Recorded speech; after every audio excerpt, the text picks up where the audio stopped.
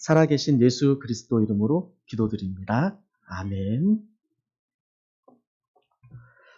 주신 말씀을 가지고 하나님과 씨름한 사람이라는 제목으로 하나님 말씀을 상고해 보고자 합니다. 이론적으로 뭔가를 아는 것하고 실제로 그것을 경험하는 것 사이에는 큰 차이가 있는 것 같습니다.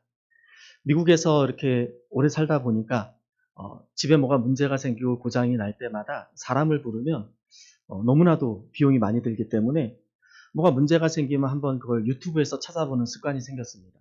유튜브에서 이렇게 찾아보면은 전문가들이 싹 이렇게 고치는 법을 보여주는데 이론적으로 보면은 굉장히 잘 될 것 같습니다. 그래서 이제 거기에 나오는 부품들을 또 장비들을 홈디포에서 오더를 해가지고 집에 삽니다. 그리고 이제 실제로 한번 고쳐보려고 해보면은 엉뚱한 데서 문제가 터지는 바람에 더 큰 돈이 들고 집안을 완전히 이제 물바다로 만들어가지고 하여튼 더 큰 고역을 할 때가 참 많습니다. 그래서 이론으로 아는 것과 실제로 하는 것에는 분명히 차이가 있습니다. 운동도 그런 것 같아요. 제가 중학교 때는 체육 교과서가 따로 있었습니다. 그래서 체육 교과서를 보면은 운동을 하는 방법과 또 그것에 대한 이론들이 쭉 나와 있습니다. 수영을 어떻게 하는가, 4가지 수영 방법이 있고 그 수영 방법마다 숨을 언제 쉬고 스트로크를 어떻게 하고 발차기를 어떻게 하고 다 나와 있습니다. 이론을 보면은 물에만 더 들어가면 정말 수영을 잘할 것 같은 자신감이 들지만 실제로 그 이론을 가지고 물속에 들어가면 제대로 물에 떠 있지도 못하고 물만 젠탕 먹고 나오는 경우가 많습니다. 그래서 이론을 많이 하는 것도 중요하지만 그것을 자신의 삶 가운데 실질적으로 한번 부딪혀보고 실천해보는 것, 이것이 사실은 굉장히 중요한 문제입니다. 신앙도 마찬가지입니다. 우리가 아무리 설교를 많이 듣고 또 성경 공부를 많이 한다 할지라도 이론적으로 하는 기독교하고 실제로 우리가 경험하는 기독교는 분명히 다릅니다. 신앙은 실전입니다. 오늘 우리가 읽은 이 본문 말씀은 성경에서 어떻게 보면 가장 이해하기 힘든 장면을 보여주고 있습니다. 오늘 본문을 한 편의 영화로 찍는다 가정을 해보고 카메라에 불을 딱 켜기 시작하면은 칠흑 같은 어두운 밤에 앞니로 아는 입술을 지그시 깨물며 강가를 서성이는 상당히 초조해 보이는 한 남자의 모습이 먼저 나타납니다. 그의 얼굴에는 마치 내일이면 부도날 어음이 돌아올 것을 알면서도 그것을 막을 방법이 없어서 초조해하고 두려워하는 모습이 역력합니다. 이내 그는 입술을 물고 있던 이빨을 떼고 자신의 엄지 손톱을 깨물기 시작합니다. 조용히 흐르는 강물 소리만 야복 강가의 정막을 깨고 있을 뿐 숨쉬는 소리, 어떤 소리도 들리지 않습니다. 전체적인 강가의 모습을 비춰주던 카메라가 점점 클로즈업 되면서 그의 상반신을 비춰줍니다. 그때 갑자기 카메라 밖에서 거친 숨소리와 함께 한 남자가 등장합니다. 그리고 이 남자에게 달려들었고 이내 두 사람은 한 덩어리가 되어 거친 몸싸움을 시작합니다. 카메라를 들고 이 장면을 쫓아가는 것이 버거울 정도로 그들은 강가에서 거친 몸싸움을 합니다. 불끈불끈 솟아나는 팔뚝의 힘줄과 이마에서 흐르는 땀방울은 지금 이들이 서로를 향해서 얼마나 많은 힘을 쓰고 있는지를 가늠케 합니다. 한 남자는 쓰러질 듯 다시 일어나 역습을 가합니다. 한 남자는 너무나도 강한 힘을 가지고 있기 때문에 어떤 방법으로도 쓰러뜨릴 수 있을 것 같지가 않습니다.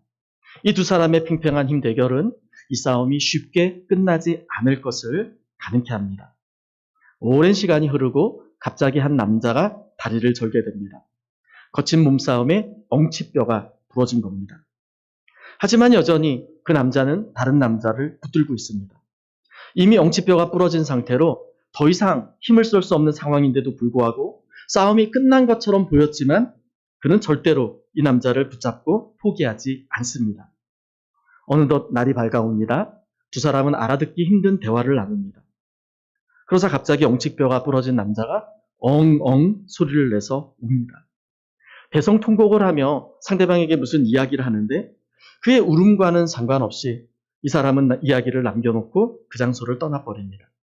그때 카메라는 홀로 이 강가에 남아있는 사람을 비춰줍니다. 다리를 절면서 진흙투성이에 흙투성이가 된 채로 강가를 떠나는 이 남자의 모습을 전면에서 비춰줍니다. 카메라를 향하여 앞을 향하여 다리를 절며 걸어오는 이 남자의 얼굴, 밤새 씨름을 한 사람이라고는 믿겨지지가 않습니다. 비록 다리를 절고 있고 온 몸은 만신창이가 되어 있지만 그의 뒤로 떠오르는 찬란한 태양빛은 그 얼굴에 세상을 다 가진 것 같은 승리자의 감격으로 빛납니다. 첫 장면에 나타났던 초조함이나 두려움은 전혀 보이지 않는 승리자의 환한 미소를 비추던 카메라는 점점 환해지며 이 장면은 끝이 납니다. 지난밤 에서가 자기를 만나러 온다는 소식을 들은 야곱은 먼저 자기 가족들을 강 건너편으로 보냅니다. 아마 강을 건너는 중에 에서나 그가 보낸 사람들이 공격을 해오면 틀림없이 가족들이 강도 건너지 못하고 몰살을 당할 것이라고 생각한 것 같습니다. 그래서 강 건너로 먼저 식구들을 보낸 다음 야곱은 홀로 강 이편에 남습니다. 그가 강 이편에 남은 이유는 아마도 자신의 감정을 추스릴 수 없었기 때문인지도 모르겠습니다. 어쩌면 홀로 조용히 남아 기도하며 하나님의 은혜를, 하나님의 도움을 구하기 위한 건지도 모르겠습니다. 그런데 자신만 홀로 있기를 원했던 그 시간에 정체불명의 한 남자가 그에게 덤벼드는 바람에 야곱은 생각지도 못했던 싸움을 그와 하게 됩니다. 성경은 야곱이 그와 함께 씨름을 했다 표현을 하는데 실제로 이것은 우리가 생각하는 삿발을 메고 모래판에서 정해진 규칙을 따라서 경기를 하는 정식 씨름은 아니었습니다. 이 씨름은, 이 싸움은 한 사람의 뼈가 부러질 정도로 대단히 거친 몸싸움이었습니다. 오늘 본문에서 중요한 것은 이 야곱에게 덤벼든 사람이 누구냐는 겁니다. 아마 야곱은 밤중에 홀로 있을 때 누군가가 자신에게 덤벼들었을 때 이 사람이 자기를 쫓아온 외삼촌 라반이 보낸 사람이거나 또 자기를 기다리고 이를 갈고 있는 에서가 보낸 사람이 아니었을까 생각을 했을 겁니다. 그래서 그는 누군지 모르는 이 사람과 통성명도 하지 않고 죽기 살기로 싸우게 됩니다. 근데 우리가 성경을 쭉 읽어가다 보면 결국 그 사람은 하나님이다. 성경은 밝히고 있습니다. 그리고 야곱도 그 사실을 알게 된 것을 말씀합니다. 그럼 두 가지 질문이 생각이 납니다. 하나는 왜 하나님께서 친히 인간의 모습으로 이 땅에 오셔서 야곱과 씨름을 하셨느냐 하는 겁니다. 뭐 때문에 온 세상을 다스리고 계시고 온 세상을 가슴에 품고 계신 전지전능하신 하나님께서 인간의 몸으로 이 밤에 야곱을 찾아오셔서 그와 씨름을 했는가? 그리고 두 번째는 왜 하나님은 이 밤에 야곱에게 친히 져주심으로 야곱 대신에 이스라엘이라고 하는 승리자라고 하는 이름을 그에게 주셨는가? 우리가 이 두 가지 질문을 머리에 품고 오늘 말씀을 함께 한다면 아마 우리는 오늘 예배를 통해 하나님이 내 삶 속에 행하시는 놀라운 일을 경험하게 될 것입니다. 야곱은 오늘 밤이 지나면 그 형 에서를 만나야 됩니다. 그러나 야곱과 에서, 형과 아우의 관계는 대단히 컴플리케이트합니다. 사실 이 에서가 말이 형이지 20년 전 야곱은 그 형을 두 번이나 속였습니다. 그래서 두 번을 속여서 한 번은 장자의 권리를 빼앗고 또 한 번은 아버지로부터 오는 축복을 도둑질했습니다. 그 결과 집안에서 같이 있다가는 내가 형의 손에 맞아 죽을 수도 있겠다. 이 생명의 위협을 느끼고 도망을 쳤다가 오늘 20년 만에 다시 집으로 돌아오기 직전입니다. 그의 마음이 어떻겠습니까? 형을 만나는 것이 굉장히 두려웠을 겁니다. 그래서 나름대로 작전을 씁니다. 먼저 가축을 두 떼로 나눴습니다. 형이 한 떼를 치면 한 떼는 보존하겠다. 또한 형의 마음을 미리 누그러뜨리기 위해서 좋은 선물들을 먼저 보냈습니다. 그런데도 여전히 그는 안심이 되지 않았습니다. 결국 밤 내내 잠을 이루지 못하다가 무슨 생각에선지 가족들을 먼저 강 너머로 보냅니다. 아마도 홀로 여기 남아서 생각을 정리하며 하나님께 에서와의 만남을 놓고 간절히 기도하려고 했던 것 같습니다. 근데 바로 그때 예상치도 못한 한 사람이 그에게 덤벼들었고 야곱은 그와 심한 몸싸움을 하게 됩니다. 오늘 본문 24절, 25절을 다시 보시면 야곱은 홀로 남았더니 어떤 사람이 날이 새도록 야곱과 씨름하다가 자기가 야곱을 이기지 못함을 보고 그가 야곱의 허벅지 관절을 치매 야곱의 허벅지 관절이 그 사람과 씨름할 때에 어긋났더라. 누군지 모르는 이 사람 갑자기 야곱에게 덤벼들어서 이 둘은 한 덩어리가 되어서 거친 몸싸움을 하게 됩니다.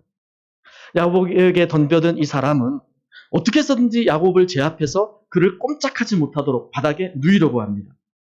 그런데 야곱은 그런 그에게 당하지 않으려고 몇 번이나 공격을 피하고 역습을 시도하고 있습니다. 이 둘의 싸움을 우리말 번역에서 씨름이라고 번역한 것은 대단히 잘된 번역 같습니다.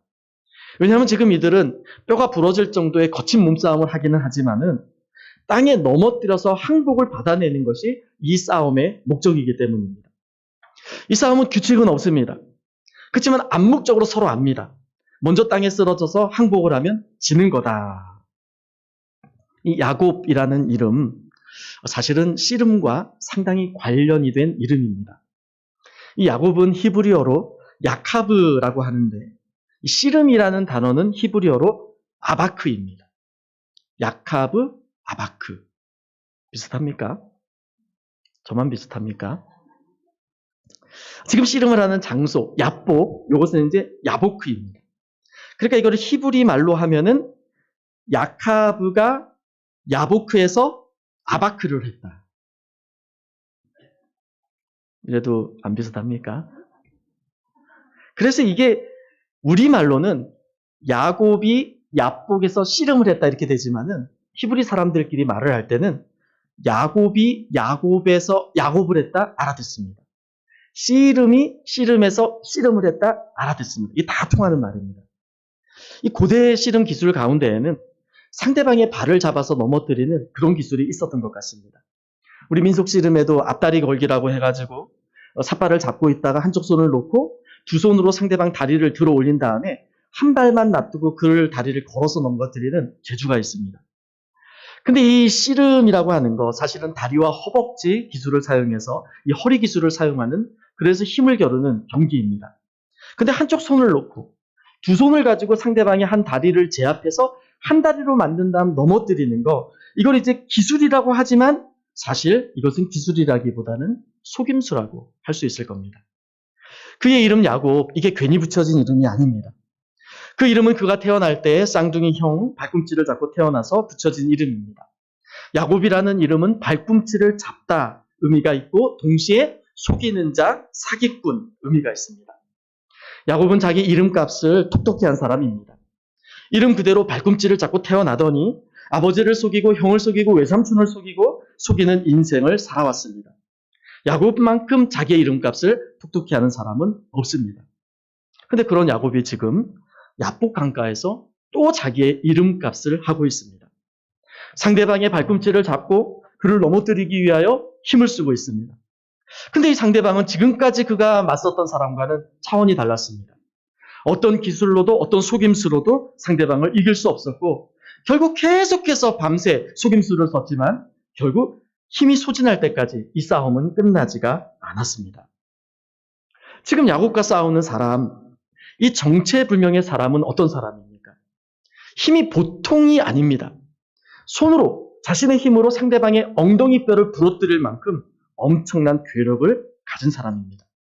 그러니까 야곱이 어떤 기술을 걸어오든지 간에 어떤 공격을 해오든지 간에 그 모든 공격과 속임수를 순식간에 무력화시킵니다. 근데 이상한 일은 이 힘의 차이가 나는데도 불구하고 상대방은 야곱을 제압하거나 이기려고 하질 않습니다. 죽일 마음이 없어요. 그저 하려는 것이 그가 꼼짝 못하게 무력화시키고 그의 항복을 받아내는 것, 이것만이 목적인 것 같습니다. 보통 우리 같으면 항복을 했을 겁니다. 근데 야곱은 만만한 사람이 아니었습니다. 완강하게 저항을 했고 결국 그는 날이 밝기까지 야곱의 항복을 받아내지 못합니다. 나중에 이 야곱의 엉덩이뼈가 부러질 정도가 되었는데 그때까지도 야곱은 항복을 하지 않습니다. 끝까지 저항을 하고 버팁니다. 궁금한 게 왜 이렇게까지 해야 되느냐? 왜 이렇게까지 버텨야 되느냐? 누군가가 몸싸움이 일어났을 때 엉덩이뼈가 부러지고 만신창이가 되는 것보다 몸이 바보가 되는 것보다 차라리 항복을 해버리고 당신이 이겼다, 내가 졌다 이 말하는 게 훨씬 더 좋은 것 아닙니까? 항복하고 지는 편이 뼈가 부러지는 것보다 훨씬 나은 것 같은데 야곱은 뼈가 부러졌음에도 불구하고 항복은 안 합니다. 이 당시 야곱이 무슨 생각을 했을까? 이 야곱의 생애를 한번 생각해 보면 좀 이해할 수 있을 것 같습니다. 지금 야곱이 오늘 밤까지 오기까지 지난 20년을 어떤 삶을 살았느냐. 야곱은 라반, 이 외삼촌의 속임수에 속아가지고 20년 동안 자기 인생을 살지 못했습니다. 노예로 살았습니다. 종으로 살았습니다. 그래서 이제 노예 생활에서 이제 드디어 해방이 되어가지고 본래 고향 땅으로 돌아오는 이 여정, 마지막 밤이 오늘 밤인데 야곱이 무슨 생각을 합니까? 이 밤, 이 강만 건너면 내가 다시 자유인이 되는 건데 누군가 나를 공격해서 이 사람과 싸움을 하게 됐는데 이 사람한테 져서 항복해서 또 끌려가면 나는 또다시 종의 삶을 살아야 된다. 야곱은 이런 두려움이 있었던 것 같습니다. 이 사람이 외삼촌이 보낸 사람이든 형 에서가 보낸 사람이든 상관없이 하여튼 내가 여기서 지면 여기서 항복하면 나는 또 노예가 되어야 한다. 두려움이 있었습니다. 20년 동안 종살이 하다 이제 막 자유인이 되었는데 그 자유를 지금 누리지도 못했는데 누군가 모르는 사람에 의해서 또다시 종이 된다? 야곱은 이게 너무 싫었습니다. 그 야곱은 자유를 얻자마자 스스로 다짐했습니다. 이제 내 인생의 주인은 나다. 다시는 어느 누구도 나를 종으로 부릴 수 없다. 그 야곱은 죽으면 죽었지 절대로 다시는 종이 되지 않겠다. 강한 의지로 결사적으로 정하고 덤벼든 겁니다. 그러다 보니까 이 싸움은 해가 뜰 때까지 끝나지가 않았습니다. 본문 26절을 보면 그가 이르되 날이 세려하니 나로 가게 하라. 야곱이 이르되 당신이 내게 축복하지 아니하면 가게 하지 아니하겠나이다. 이 싸움이 얼마나 길어졌는가 하면 밤새 싸움을 하고 이제는 동편에서 해가 뜰 때까지 싸움이 계속됐습니다. 지금 상황은 야곱은 이미 엉치뼈가 부러져 있습니다. 이미 싸움의 승기는 넘어가 있습니다. 정체불명의 사내에게 넘어가 있습니다. 근데 이 남자가 갑자기 날이 밝아오니까 내가 갈 수 있도록 나를 놔달라 부탁을 합니다. 참 이상하죠? 조금만 더 시간이 끌면 이미 무력화된 이 야곱을 얼마든지 항복시키고 굴복시킬 수 있을 텐데 날이 밝아오니까 나를 가게 하라. 여러분 왜 이런 말을 했을까요? 이미 우리가 알고 있듯이 이 사람의 정체는 하나님이죠. 하나님. 그러니까 하나님이 밤새도록 야곱과 실랑이를 벌였는데 날이 밝아오니까 나는 가야 되니까 나를 놔달라 말한 겁니다. 이 궁금한 질문에 대해서 많은 신학자들이 해석을 내놓습니다. 왜 하나님은 날이 밝으면 가야 하는가?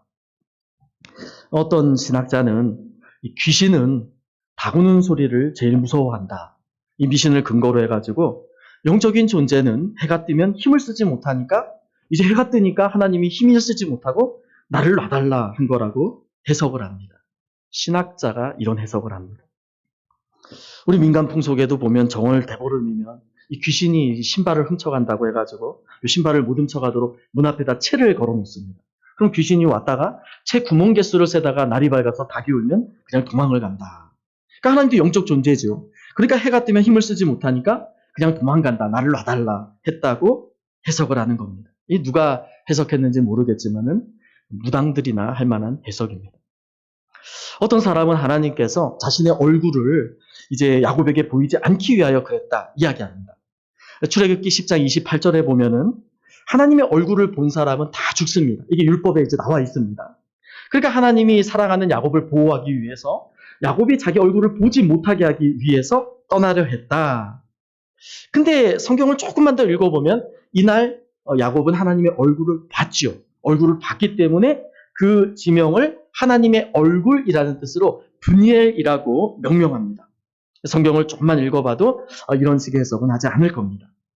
어떤 사람은 이제 야곱과 하나님이 씨름하는 모습을 다른 사람들에게 보이지 않기 위해서 다른 사람들이 보지 못하게 하려고 날이 밝기 전에 떠나려 했다. 이렇게 해석을 합니다. 그래도 명색이 하나님이신데 하나님이 인간 하나도 이기지 못하고 쩔쩔대는 모습을 누군가가 목격하면 하나님으로서 위험이 서지 않는다는 겁니다. 그래도 내가 명색이 목사인데 아내와 부부싸움을 하면서 쩔쩔매는 모습을 성도가 보면 아니 저 목사님은 가정도 못 다스리는데 어떻게 교회를 목회할 수 있겠나 이러면서 목사로 위험이 서지 않으니까 결사적으로 밤새 아내에게 항쟁을 하다가 날이 밝아오니 이제 나로 새벽 기도를 가게 하라. 집을 박차고 나오는 것처럼 하나님도 그랬을 것이다 해석을 하는데 별로 좋은 해석은 아닙니다. 제가 생각할 때 하나님께서 날이 밝아오니 나로 가게 하라 말씀하신 것은 하나님이 야곱을 찾아오신 목적이, 방문하신 목적이 완수되었기 때문인 것 같습니다. 여러분, 하나님께서 우리의 인생 가운데 찾아오실 때가 있습니다. 임마누엘로 우리와 늘 함께 계시지만 특정한 때, 특정한 시간에 하나님 우리를 찾아오세요. 지금도 하나님이 우리를 말씀으로 찾아오시고 우리의 인생 가운데 고난을 통하여, 우리의 인생 가운데 어려움을 통하여 예기치 못한 일로 하나님이 우리의 삶에 개입하시는데, 그때는 분명히 하나님 무슨 목적이 있는 겁니다. 목적이 있기 때문에 오늘 여러분 예배의 자리, 말씀의 자리에 나온 것이고, 목적이 있기 때문에 여러분의 삶의 고난의 문제, 어려움의 문제가 있는 겁니다. 그러니까 우리는 이렇게 생각하면 좋아요. 내 삶에 지금 고난이 있고 어려움이 생기고 그런 가운데에서 하나님이 생각이 난다면 하나님이 찾아온 겁니다. 하나님 나에게 뭔가 하실 말씀이 있구나, 뭔가 중요한 뜻이 있구나 생각하면 틀림없습니다. 이게 자녀 문제일 수도 있고요, 재정 문제일 수도 있고요, 건강 문제일 수도 있어요. 여러 가지 상황을 가지고 하나님이 우리의 삶에 찾아오시는데 그 찾아오실 때는 뭔가 의도가 있는 거예요. 그리고 하나님은 어떤 목적을 가지고 우리를 찾아오시면 그 목적이 달성되기 전까지 절대로 우리를 떠나지 않습니다. 끝까지 우리와 씨름하셔서 그 문제 때문에 하나님께 꿇어 엎드려 하나님의 은혜를 구하는 자리로 나오도록 만들어 주신다는 겁니다. 이제 날이 밝으면 야곱은 에서를 만나고 자유인의 삶을 살아야 돼요. 이 중요한 인생의 분기점입니다. 지금까지 야곱의 생애는 사기꾼 인생이었어요. 아버지를 속였죠, 형을 속였죠, 외삼촌 라반을 속였죠. 다 속이는 인생을 살아왔었어요. 근데 이제 다시 돌아와서 하나님의 말씀대로 살려는 인생의 가장 중요한 분기점, 이 분기점에 하나님이 야곱에게 뭔가 의도하신 것이 있었고 목적하신 것이 있었고 날이 밝을 즈음에 그 목적이 달성되었기 때문에 하나님은 떠나려고 하시는 겁니다. 그럼 그 목적이 뭘까요? 그 목적이 뭘까요? 하나님께서 야곱을 찾아오신 목적, 하나님께서 오늘 나를 예배자로 초청하셔서 말씀으로 찾아오시고 있는 목적, 그 목적이 뭘까요? 본문 27절과 28절에 나옵니다. 그 사람이 그에게 이르되 너의 이름이 무엇이냐? 그가 이르되 야곱이니이다. 나는 사기꾼입니다. 그가 이르되 네 이름을 다시는 야곱이라 부를 것이 아니요 이스라엘이라 부를 것이니 이는 네가 하나님과 및 사람들과 겨루어 이기었음이니라. 하나님이 야곱을 방문하신 목적이 나옵니다. 뭡니까? 이름을 바꿔주기 위해서입니다. 성경에서 이름을 바꾼다는 것은 굉장히 중요한 의미가 있습니다. 성경에서 이름을 바꾼다는 것은 우리가 편의상 이름을 바꾸는 것하고는 차원이 다릅니다. 우리 이제 한국 이름을 가지고 살다가 미국에 와서 또 사람들을 대하려고 하니까 조금 부르기 쉬운 이름으로 편의상 이름을 바꾸기도 합니다. 그리고 부모님이 지어준 내 이름이 너무나도 촌스럽기 때문에 뭔가 좀 분위기를 바꿔보기 위하여 세련된 이름을 갖기 위해서 이름을 바꿀 때도 있습니다. 김봉남 이러면은 뭔가 이름이 촌스러워 보이니까 안드레 김 이렇게 딱 바꾸면은 뭔가 느낌을 달라주게 되는 겁니다. 제가 만난 어떤 집사님은 고등학교 때 미국에 왔습니다. 근데 이제 그 집사님 한국 이름이 굉장히 발음하기가 어려워요. 이형란 집사님인데 형 발음을 미국 사람들이 잘 못합니다. 그러다 형에다 란까지 붙으니까 발음이 안 됩니다. 그래서 이분은 이제 편의상 좀 쉬운 영어 이름을 만들었는데 그 이름이 이제 린다입니다. 린다. 그래서 린다 리 이렇게 이제 했습니다. 근데 이 집사님이 이제 나중에 결혼을 했는데 구집사님하고 이제 결혼을 한 겁니다. 그래서 이름이 린다 구. 이걸 이제 한국식으로 주보에 내면은 구린다 집사님이 돼버렸습니다. 편의상 이름을 우리는 바꾸죠. 근데 성경은 그렇지가 않습니다. 성경에서는 이름을 바꾼다라는 것은 그의 아이덴티티, 그의 정체성을 바꾸는 것과 관계가 있습니다. 아브라함이 믿음의 조상으로서 아이덴티티를 새롭게 갖게 되었을 때 하나님은 그에게 열국의 아비라는 이름으로 아브라함이라는 이름을 주셨습니다. 사라 역시 마찬가지입니다. 아브라함의 여인으로 아브라함의 아내로 한 남자의 공주로 살고 있을 때 그의 이름은 사라였지만 하나님께서 열국의 어미라는 새로운 이름, 새로운 아이덴티티를 주셨을 때 그의 이름은 사라라는 이름으로 바뀌게 됩니다.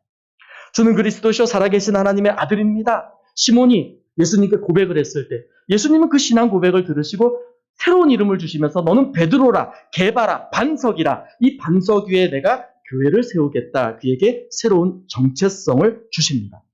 성경에서 이름이 바뀐다는 것은 new identity, 새로운 정체성을 갖는 것을 의미합니다. 하나님께서 오늘 야곱의 이름을 바꾸기 위해서 찾아오셨다. 하나님이 그에게 새로운 정체성을 주시기 위해서 찾아왔다는 거예요. 오늘 말씀으로 우리를 하나님이 찾아오신다. 나에게 새로운 정체성을 주시기 위해 하나님이 나를 찾아오신다는 겁니다. 이걸 위해서 하나님 밤이 맞도록 야곱과 씨름하셨고 인간의 모습으로 우리를 찾아오셨고 우리와 지금도 말씀을 통하여 고난을 통하여 삶의 여러 가지 문제를 통하여 씨름하고 계신다는 거예요. 그리고 그것이 완성됐기 때문에 그를 떠나기 전 이스라엘 승리자라는 새 이름을 주심으로 너는 하나님과 싸워서 이겼다. 이 땅에서도 승리자로 살 수 있다. 새로운 아이덴티티를 그에게 또 우리에게 주시는 겁니다. 근데 이때 하나님이 야곱한테 네가 하나님하고 싸워서 이겼어. 말씀하시긴 하지만은 엄밀히 따지면 이 싸움은 야곱이 이겼다고 볼 수가 없습니다. 왜냐하면 피지컬하게 봐도 이미 야곱은 엉덩이 뼈가 부러졌어요. 굉장히 무기력한 상황입니다. 힘을 쓸 수가 없죠. 게다가 이 싸움 끝난 다음에 야곱이 하나님에게 축복을 구하고 있습니다. 여러분, 어떤 싸움에서 승리자가 패배자에게 꿇어 엎드려가지고 나를 축복해달라. 그런 싸움이 세상에 어디 있습니까? 예를 들어서 두 선수가 링 위에서 권투 시합을 하는데 한 선수는 엄청 얻어맞아가지고 앞을 보지 못할 정도로 엄청 터져가지고 링에 뻗어 있습니다. 근데 뭐 실컷 때리고 챔피언이 된 승자가 그에게 가서 꿇어 엎드려가지고 막 흔들면서 나를 축복하지 않으면 링에서 내려갈 수 없다. 이 말도 안 되는 이야기입니다. 특별히 호세아 12장 4절에 보면은 호세아 선지자는 오늘 본문의 장면을 주석하면서 묘사하면서 뭐라고 말하느냐? 천사와 겨루어 이기고 울며 그에게 간구하였다. 이게 그냥 나를 축복해달라 그런 것도 아니고 대성통곡을 하면서 나를 축복해달라 간구했다고 나와 있어요. 이 야곱, 하나님께 그냥 복을 구한 것도 아니고요. 울면서 복을 구했습니다. KO 당해서 링에 뻗어 있는 사람한테 챔피언이 울면서 나를 축복하지 않으면 내려갈 수 없다. 참 이상한 장면입니다. 하나님은 분명히 야곱이 이겼다고 말해요. 근데 승리자인 야곱이 울면서 패배자인 하나님에게 복을 구하고 있다. 이 보통 승리입니까? 사람끼리 싸우고 와도 기분이 좋잖아요. 교통사고 딱 나가지고 왔는데 내 목소리 커가지고 이기고 오면은 오늘 뭐 승리한 것 같아. 사람하고 싸워도 기분이 좋은데 하나님과 싸워가지고 이긴 엄청난 승리자인데 지렁이 같은 인간이 하나님을 이겼는데 이 큰 승리를 거두고 나서 왜 야곱은 우는가? 도대체 지금 야곱이 우는 눈물의 의미가 무엇일까? 큰 승리 이후에 감격의 눈물일까요? 아니면 현실을 딱 느끼면서 이제 에서를 만나야 되는구나. 두려움의 눈물일까요? 그것도 아니면 이 부러진 골반 때문에 그때 이제 통증이 딱 느껴지면서 아파서 우는 눈물일까요? 도대체 지금 야곱의 눈물의 의미 무엇일까요? 여러분, 이 눈물은 자아가 깨어질 때 나오는 눈물입니다. 사람이 한평생을 살면서 딱 한 번 운다면 그때 나오는 눈물이 바로 이 눈물입니다. 지금까지 어느 누구에게도 보여주지 못한 나만의 감추인 부분. 사랑하는 배우자에게도 말하지 못한 나의 비겁한 부분. 어느 누구도 알아서는 안 되는 나의 은밀한 감추인 부분. 내 안에 있는 비겁하고 연약한 부분. 그것을 인정하고 정직하게 말할 수밖에 없을 때 그것을 내어놓고 은혜를 구할 때 나오는 눈물. 그게 바로 이 눈물입니다. 야곱은 평생을 살면서 눈물 한 방울 없이 살았던 사람입니다. 그의 이름 야곱은 단순히 인간들과의 관계에서만 이름값을 한 게 아니었습니다. 형을 속이고 아버지를 속이고 외삼촌을 속이고 만나는 자마다 속이는 삶을 살았던 그는 하나님과의 관계에 있어서도 여전히 속임수를 쓰면서 살았습니다. 하나님께서는 야곱을 사랑하셨기 때문에 그를 인생의 코너에 몰아넣고 이제 어쩔래? 믿음으로 살래? 또 네 맘대로 살래? 몰아붙입니다. 그때마다 야곱은 하나님께 기도했어요. 하나님의 은혜를 구했습니다. 이번만 도와주시면 말씀대로 살겠습니다. 이번만 도와주시면 나의 삶을 하나님께 드리겠습니다. 타짐했지만은 하나님의 도움으로 그 위기에서 빠져나오기만 하면 또 자기 능력을 믿고 자기 생각대로, 자기 멋대로, 자기 방식대로 살아왔어요. 그러니 야곱이 이 생에 험악한 인생을 살았지만, 굉장히 많은 인생의 고난이 있었지만 여전히 그는 바뀌지 않았던 겁니다. 계속해서 그는 야곱이었고 여전히 그는 속이는 자로 살았습니다. 마치 이번 위기만 넘어가게 되면, 이번 상황만 바뀌게 되면 하나님 앞에서 헌신하겠다, 말씀대로 살겠다 약속하지만은 조금만 숨통이 트이면 다시 자기 방식대로 살아가는 거예요. 그러니까 그 험악한 세월, 그 많은 고난이 그를 바꾸지 못했습니다. 야곱만 그렇습니까? 우리만 그렇습니까? 하나님이 어려움을 주실 때 우리 어떻게 합니까? 하나님 앞에서 머리를 조아리고 회개를 하고 은혜를 구하죠. 제가 델라웨어에서 11년 담임 목회를 하고 이제 피츠버그에서 한 3년 정도 담임 목회를 하고 있는데, 담임 목회를 할 때 목사가 제일 긴장되는 때가 언제인 줄 압니까? 새벽기도 안 나오시던 분이 갑자기 새벽에 나오면 굉장히 긴장이 됩니다. 잘 나오던 분이 빠지는 거는 몸이 안 좋은가 보다 지나가요. 근데 평생 새벽기도 안 나오던 분이 갑자기 새벽기도 나와서 그러면서 막 주여 주여 이러고 있으면은 긴장이 돼요. 이분이 도대체 무슨 일이 있어서 이렇게까지 나올까? 평상시 안 나왔는데. 여러분 그렇지 않습니까? 어려움이 있을 때 나오잖아요. 그러면서 기도할 때 뭐라고 합니까? 딱 한 번만, 하나님 딱 한 번만, 지금 이번만 도와주십시오. 그러면 말씀대로 살겠습니다. 술도 끊고요, 담배도 끊고요, 교회 봉사도 하고 매일 성경도 보고 기도도 열심히 하면서 이제부터 믿음으로 살겠습니다. 정말 마지막 부탁입니다. 이번만 도와주시면 다시는 내 방법대로 세상적인 방법으로 살지 않겠습니다. 근데 어려움이 막상 해결되면 어떻게 됩니까? 기도한 대로 사는 사람 한 명도 없습니다. 한 3일, 그것도 연초에 한 3일 정도 성경 보다가 던져버립니다. 기도 한 3번 정도 나오면 이제 끝입니다. 본래 모습으로 돌아. 내가 언제 그런 기도를 했냐는 듯이 모든 것을 잊고 예전처럼 살아갑니다. 어떤 사람이 물어봐요. 집사님 그때 굉장히 어렵다고 했는데 어떻게 그 위기를 넘기고 이렇게 좀 다시 회복이 됐습니까? 그때 하나님의 은혜, 하나님께서 도우심 얘기하는 분 아무도 없어요. 다 내가 잘 판단했고 위기 대처 능력이 뛰어나지 않냐. 당신이 봐도 내가 그런 능력이 있지 않냐. 다들 안 된다고 했지만 나는 나를 믿었다. 여러분 이거 속임수죠. 사기치는 겁니다. 자기도 속이는 거고 남도 속이는 거고 하나님도 속이는 겁니다. 그러니까 우리는 다 야곱입니다. 지금까지 하나님은 우리에게 속고 또 속아주셨죠. 또 참고 돌아오길 기다리셨죠. 근데 오늘 말씀의 자리, 이 자리에서는 하나님은 더 이상 너에게 속지 않겠다, 더 이상 참지 않겠다 말씀하십니다. 그리고 이 말씀을 가지고 우리와 끈질기게 씨름하십니다. 지금까지 하나님은 야곱에게 속고 또 속아주셨어요. 그리고 참고 돌아오기를 기다리고 계셨어요. 근데 더 이상은 기다릴 수가 없어요. 왜 그러냐? 이 밤이 지나면 야곱은 약속의 땅으로 돌아와야 되기 때문입니다. 하나님은 야곱이 몸만 가나안으로 돌아오는 걸 원치 않으십니다. 그의 마음이, 그의 믿음이 하나님께로 돌아오는 것, 이제는 자기 방식대로 속이는 삶을 살지 않고 하나님의 방식대로 말씀에 순종하는 삶을 사는 것, 하나님이 원하시는 것은 바로 그거거든요. 야곱, 베델에서 하나님을 20년 전에 만났어요. 그런데 그 절대절명의 순간에 만나주신 하나님, 20년이라는 시간 허비해버렸어요. 그때 하나님께 뭐라고 기도했습니까? 하나님이 나를 지켜주시면 하나님께 예배하고 하나님만을 섬기며 하나님께 소득의 11조를 드리겠습니다. 야곱이 기도했잖아요.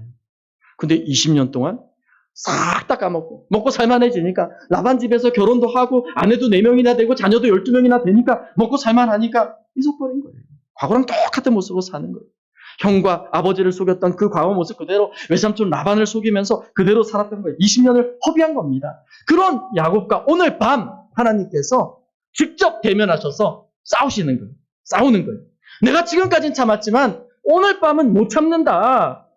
오늘 이 예배 시간 못 참는다. 내가 지금까지 너의 신앙생활하는 모습을 봐왔지만 이제는 안 된다. 네가 죽든지 변하든지 둘 중에 하나를 해내겠다. 하나님은 야곱과 싸웁니다. 그리고 오늘 말씀으로 우리와 싸우십니다. 야곱은 밤이 맞도록 자신의 주특기, 사기꾼, 이 야카브를 사용해서 계속해서 하나님을 또 이겨먹고 하나님을 속이려고 했어요. 근데 지금 자신과 싸우는 이분은 지금껏 내가 사기를 쳐서 상대했던, 그래서 이겨먹었던 사람과는 수준이 달라요. 기술만 걸려고 하면, 사기만 치려고 하면 미리 알고 제압을 하는데 이분은 전혀 속임수가 먹혀들지 않는 상대입니다. 야곱은 지금 자유인으로 살고 싶습니다. 이제는 내 맘대로 내 인생 살고 싶습니다. 내 뜻대로 내 인생 내 맘대로 운전하면서 살고 싶어요. 여전히 속이는 자로 살고 싶어요. 그 끝까지 지지 않으려 했지만 하나님은 놔주질 않습니다. 끝까지 붙잡고 결단을 하고 밤새 그와 싸우십니다.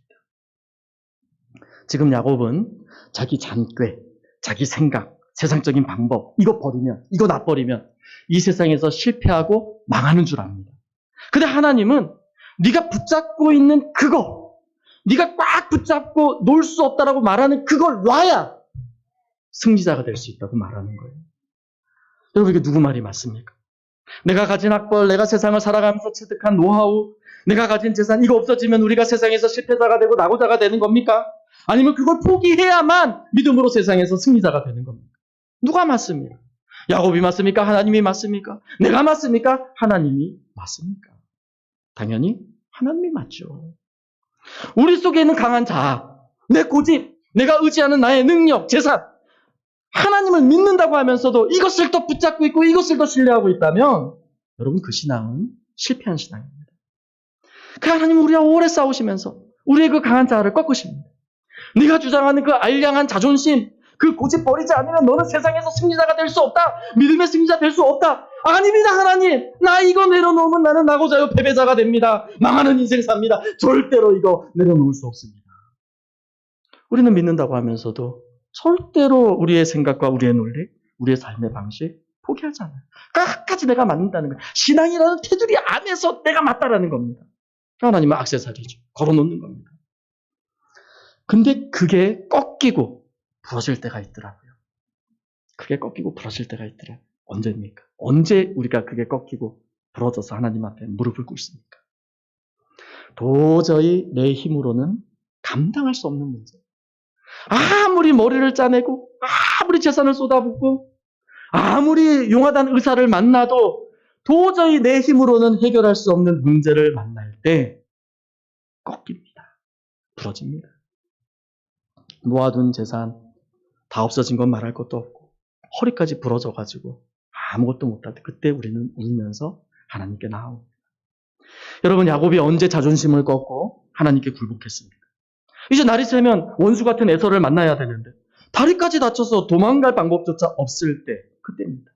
인간적인 방법으로는 사기로는 도저히 살아날 방법이 없을 때 바로 그때 야곱은 자신의 연약한 부분을 처음으로 내어놓고 하나님의 도움을 구하며 울며 기도합니다.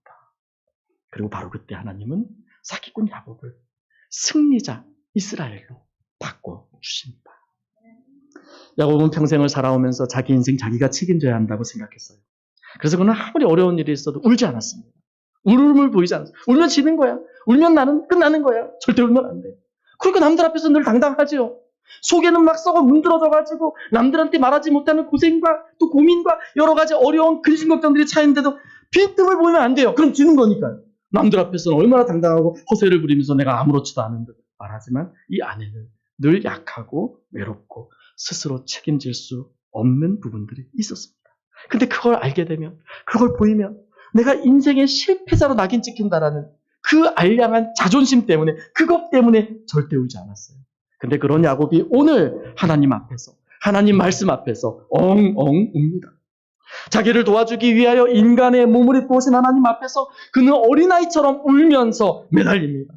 하나님 앞에 나는 연약한 인간이며 그동안 삶을 살면서 내 자존심을 지키기 위하여, 다른 사람들 앞에서 내 평판을 지키기 위하여 얼마나 속이 상했는지 그 상한 심령을 정직하게 하나님께 내어놓고 통곡을 하며 웁니다.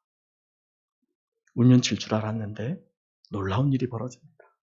자신의 연약함을 하나님께 정직하게 내어놓고 고백하는 그때 하나님이 그의 이름을 바꿔주십니다. 그것도 승리자로 바꿔주십니다. 내 힘의 근원이라고 믿었던 허리, 환도뼈, 이게 부러져가지고 이제 세상에서 아무것도 하지 못하고 망할 줄 알았는데 그 하나님께서 그를 망하게 하는 대신 세상을 이긴 승리자로 바꿔주신 겁니다. 사랑하는 성도 여러분, 오늘 지금 하나님께서는 나에게 말씀을 통해서 찾아오십니다. 그리고 물으십니다. 지금 네가 믿고 있는 것이 무엇이냐? 네가 지금 신뢰하고 있는 것이 무엇이냐? 네 환도뼈가 정말 그렇게 너에게 신뢰의 대상이 되느냐? 네 환도뼈를 믿고 있느냐? 아니면 하나님을 믿고 있느냐? 도대체 언제까지 너의 학력과 너의 능력과 너의 재산을 의지하겠느냐? 좀 약한 부분 내어놓고 솔직하게 좀 말씀 앞에서 대면해보자. 좀 내놔봐라. 좀 진정한 모습으로, 참된 모습으로, 예배자의 모습으로 하나님 말씀 앞에 나와봐라. 여러분, 하나님은 우리를 하나님의 사람으로 세우시기 위하여 우리가 가장 아끼고 의지하는 환도뼈를 꺾으십니다. 근데 이게 꺾이면 아파요. 아픕니다. 내가 가진 재산을 의지하고 여기저기서 조금씩 야곱처럼 슬금슬금 모아놨는데 어디서 라반 같은 사기꾼 만나가지고 20년 동안 사기당하고 다 날려버릴 때 마음이 아파요. 근데 울면 안 돼요. 울면 지는 거거든요. 나름대로 찬란한 학벌을 믿었습니다. 내가 그래도 한국에서는 인류대 나오고 많이 배우니 가방끈이 긴 사람인데 그래서 막 집에 가면 막 박사, 석사, 학사 또 고등학교, 중학교, 유치원 때까지 졸업장 쫙 붙여놓고 성경 구절은 하나도 없는데 그런 거 쫙 붙여놓고 내가 막 이렇게 잘난 사람이다. 학벌을 든든히 의지했는데 바다만 건너서 미국에 오면 그 학벌이 무슨 소용이 있습니까? 내가 뭐 KS다, 경기고 또 서울대 출신입니다. 그 누가 알아줍니까? 영어는 한마디도 못하고 먹고 살아야 되니까. 한국에서 LG전자 과장하다 오신 분이 자녀를 때문에 미국에 이민 와서 무슨 일 합니까? 학벌 경력이 필요 없어요. 아침 8시에 출근해가지고 하루 10시간씩 하는 일이 뭔가 하면 닭의 날개를 닭의 몸통에서 정교하게 분리해내는 일을 하긴. 제가 미국에서 만난 어떤 분은 대학에서 컴퓨터공학을 전공했어요. 한국에 있었을 때 이제 대기업에서 랩에서 이제 칩을 만드는 컴퓨터 칩을 만들었습니다. 교회에서 만나서 대화를 나누는데 컴퓨터 굉장히 박식합니다. 교인들 뭐 컴퓨터 고장난 거 다 고쳐오면 다 고쳐줍니다. 역시 대단하구나. 이 공대 클래스는 영원하다. 여쭤봤어요. 지금 미국에서는 무슨 일을 하십니까? 이분이 미국에서도 칩을 만든다 그래요. 그래서 역시 공대 클래스는 영원하구나. 사람은 기술이 있어야 되는구나. 얼마 후에 이제 교회에서 전교인 체육대회를 했는데 이분이 간식을 좀 준비하겠다 그러는데 보니까 트렁크를 여는데 이따만한 뻥튀기를 2 상자를 가지고 오는 겁니다. 알고 보니까 이분이 미국에서 만드는 칩은 컴퓨터 칩이 아니고 뻥튀기 칩이었습니다. 한국에서는 컴퓨터 칩을 만들었는데 이제는 뻥튀기를 튀기고 있습니다. 랩에서 칩을 만들다가 플랜트에서 칩을 튀기면 마음이 아플 겁니다. 내가 목사님 다른 건 몰라도 건강 하나만큼은 자신 있습니다.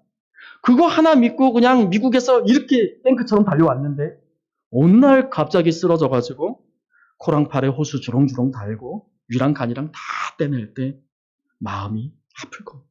도대체 이 건강 가져가면 나는 뭘 믿고 살아야 되나. 내가 저녁 때 한 미모 했다. 버스 타면 막 줄줄이 내 얼굴 한번 보려고 집까지 따라오고 난리가 아니었대. 대한민국이 막 들썩들썩했다. 집에 가서 거울 한번 보세요. 지금 그런 말하면 누가 믿습니까? 거울 앞에서 내 누님 같은 꽃이요. 꽃이 어디 있습니까? 애 둘 셋 낳고 막 폭삭 사가버린 대단히 낯선 중년의 여인이 하나 서 있는데 그게 자기입니다. 내가 대학 다닐 땐 아가씨들이 막 강의실 앞에서 웅성웅성하면서 내 얼굴 한번 보려고 줄 섰다. 거기서 거울 보시라니까요. 누가 그 말 믿습니까? 이제는 머리가 막 희끗희끗하고 조금씩 벗겨져가지고 눈가와 이름에 굵은 인생의 주름이 잡혀있는데 세상 풍파에 찌든 인생이 하나 서 있는데 넌 도대체 누구냐? 내가 너다. 하나님, 내 젊음, 내 재산, 내 미모, 내 학벌, 내 자존심. 하나님 이거 가져가면 날 뭘 믿고 삽니까? 나는 어떻게 삽니까? 근데 하나님 희한하게 그걸 알고 달라는 거예요. 하나님 다른 거 다 가져가도 요거만큼은 안 됩니다. 나는 난 딴 거 필요 없어. 그거 내놔. 내가 가장 소중하게 생각하는 거 이거는 내 인생이고 내 삶이고 내 자존심이고 나 자신이라고 생각하는 그거 하나님은 희한하게 알고 달라 그럽니다. 그렇게 하나님은 우리의 환도뼈를 꺾어버립니다.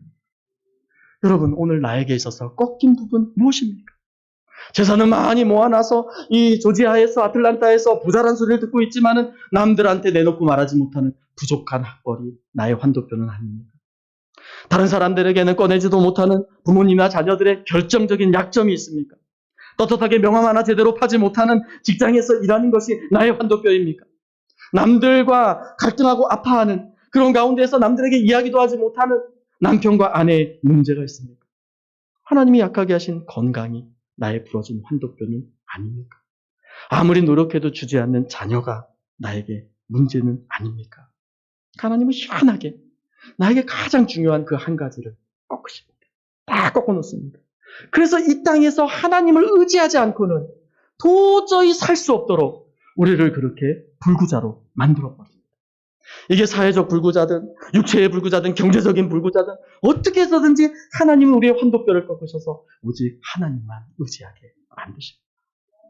그 꺾인 부분 아픔이에요. 아픔이에요. 평생 아파할 수밖에 없어요. 그 부러진 환도뼈 때문에 우리는 어딜 가도 당당하지 못하고 다리를 절면서 갑니다. 직장을 가도 다리를 절고 학교에 갈 때도 다리를 접니다. 교회 올 때는 아예 데모를 하듯이 하나님 보란 듯이 휠체어를 타고 옵니다. 하늘에 삿대질을 하면서 하나님 이거 하나님이 이렇게 만든 거 아닙니까? 근데 여러분 기억하세요. 그 부러진 환도뼈 평생 우리에게 고통처럼 느껴지는 그 환도뼈가 온 세상을 이기는 하나님의 축복의 통로입니다. 하나님은 그 부러진 부분 때문에 그 꺾인 부분 때문에 하나님 앞에 통곡하고 몸부림치게 만드십니다. 그리고 바로 그때 하나님께서 야곱에게 새로운 정체성을 주셨던 것처럼 우리를 믿음으로 승리한 승리자라는 새로운 정체성을 주십니다. 여러분 하나님께서 사람으로 우리에게 오신 이유가 뭡니까? 2000년 전에 마리아의 태중에 조그마한 생명으로 착상하여 이 땅에 오신 이유가 무엇입니까? 어려운 히브리어나 헬라어가 아니고 또 이해가 잘 안 되는 영어가 아니고 이렇게 한국말로 말씀으로 설교를 들려주시는 이유가 무엇이냐는 겁니다. 하나님 우리를 사랑하기 때문에 그거 외에는 이유가 없어요. 만약에 우리를 망하게 하려면 우리랑 싸울 필요 없어요. 막 그렇잖아도 막 이 설교 잘 안 들리는데 이 설교 길게 막 들려줄 필요도 없어요. 내버려 두면 인생은 망하는 겁니다. 근데 하나님은 우리를 사랑하시기 때문에 우리를 말씀으로 찾아오시고 말씀경 공부로 찾아오시고 우리를 찾아오셔서 또 고난으로 여러 가지 어려움으로 우리를 괴롭게 하시는 겁니다. 하나님이 인간이 돼서 이 땅에 오실 이유 사랑이 아니라면 필요 없는 겁니다. 그래서 사도 바울은 로마서 5장 8장에서 하나님께서 우리가 연약할 때 우리에게 독생자를 주셨고 그것이 바로 우리를 향한 하나님의 사랑의 보증이다. 이거 봐라. 이거다. 이게 내 사랑이다. 사랑하는 성도 여러분, 지금도 하나님이 우리를 상대하시고 말씀을 들려주시고 우리와 씨름하시는 이유가 있다면 그것은 하나님이 우리를 사랑하기 때문입니다. 그래서 우리는 야곱과 씨름하신 하나님의 은혜가 얼마나 큰지를 알아야 됩니다. 그리고 평생 우리와 씨름하시며 우리의 정체감을 바꿔가시는 하나님의 은혜가 그 사랑이 얼마나 큰지를 알아야 됩니다. 사랑하는 성도 여러분, 나에게 부족한 부분이 있습니까? 이 문제만 해결되면 나는 완벽한데 이것 때문에 절개되고 당당하지 못한 그런 부분이 있습니까? 평상시에는 그렇게 당당한데도 구역이나 전도회에서 그 이슈만 나오면 그 이야기만 나오면 작아지고 움츠러들게 하는 그런 부분이 있습니까? 여러분 그 부족한 부분으로 기뻐하시고 감사하십시오. 그 부분을 통하여 하나님의 은혜는 우리에게 임합니다. 하나님은 그 부분 때문에 울며 하나님께 기도하도록 만들어 주십니다. 나의 부러진 환도뼈 그것이 바로 우리가 세상을 이기는 축복의 통로입니다. 함께 기도하겠습니다. 좋으신 하나님 아버지 감사합니다. 나는 하나님께서 나에게 가져가신 부분 때문에 늘 위축되고 늘 힘들고 그것이 내 인생의 십자가라고 생각했지만 오늘 말씀을 통하여 그 가져가신 부분, 그 부러진 부분으로 인하여 내가 하나님을 알게 되었고 하나님의 아들이 인간으로 나를 찾아오셨다는 것을 깨닫게 되었고 믿는 믿음으로 세상의 승리자가 되었다는 것을 고백합니다. 2023년도 시작하면서 우리 사랑하는 에버그린 장로교회 늘푸른 교회 성도들 정말 물가에 심기운 나무가 늘 푸르른 것처럼 하나님 믿는 믿음 안에서 하나님께서 우리에게 주신 승리 안에서 믿음으로 세상을 이기는 강한 믿음의 용사들 되게 하여 주옵소서. 예수 그리스도 이름으로 기도드립니다.